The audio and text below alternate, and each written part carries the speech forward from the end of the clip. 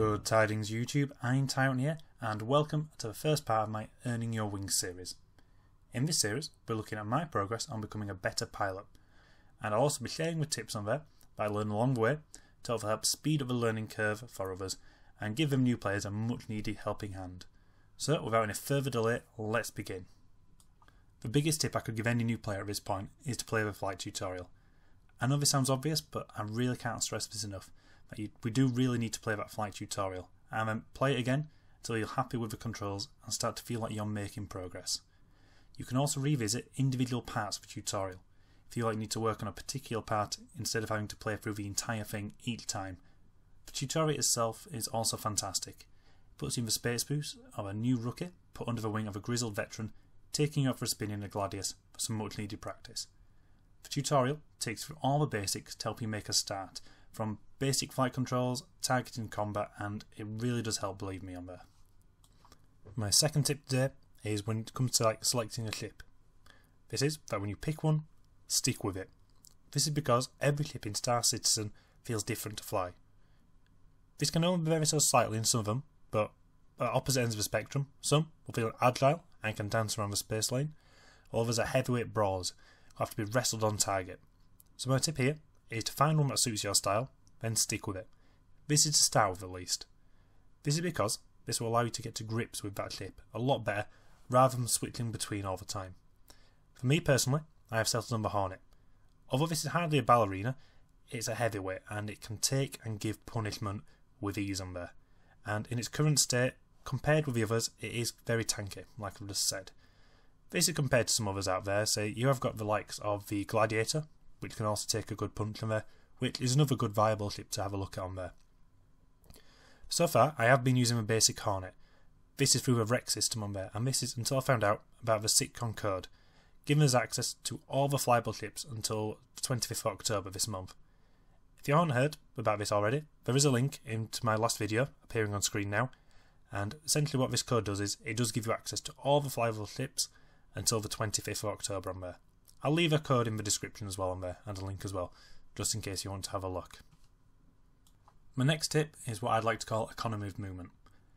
This is because I feel that, compared with many other flight games, Star Citizen feels much more precise when it comes to aiming and movement of the ships, and that every movement of a mouse or stick seems to have a massive effect. For me, this meant that I've dropped my standard mouse sensitivity to make it easier for me to stay on target, and even though I've done that, I still feel like I need to move the mouse a lot less than I would do in other games, which is why I'd like to refer that as to economy of movement. Just every movement is going to make a difference. Dropping the sensitivity is just my preference. Others might find that different settings can be more beneficial for them.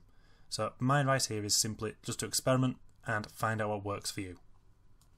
My next tip revolves around the gimbal mounted weapons in the game. If you're using a HOTAS setup, this isn't going to be a much concern to you, but if you're using a mouse and keyboard setup, it's a different story. For those who don't know, a gimbal weapon system allows you to move the weapon without having to move it direction of the entire ship. This allows for much more precise aiming and the targeting of faster targets over compared to a fixed weapon system, which is fixed and unable to move independently. Whilst this can be a godsend for new players and old players alike, I've decided against it to start with at least. This is because I feel like it allows for more precise ship controls with a mouse. Plus, by not using this, the theory is we won't come to rely on using the gimbaled weapons. And by not being reliant on the gimbaled weapons, it will mean that we'll be able to fly the ships which don't have the option of gimbaled weapons. And plus, by that point, if we do ever decide to go back to using gimbals, it will mean our piloting skills have improved drastically already, meaning for even more benefits. Plus, by using the fixed guns, it means we can use the bigger guns, which is always a plus in my books. The final tip I've got for you today is in regards to targeting. Again, this all comes down to personal experience from what I've been playing and personal preference, but if you didn't know, there are two ways in which you can set up your reticule for targeting, or the pip. The two options are the lead pip and the lag pip. As the name suggests, the lead pip shows where you need to be shooting in front of a ship to land shots on target, based on where it's expected to be. The lag pip is the opposite. This is where the reticule is going to be over the target in order for you to land your shots. Personally, again this is down to preference, but I find that the lag pip is the better of the two. This is because I find it can be more accurate, and when the bigger ships do come in game, I believe it's going to make it easier to target individual components on there as well, such as weapons and engines and so on.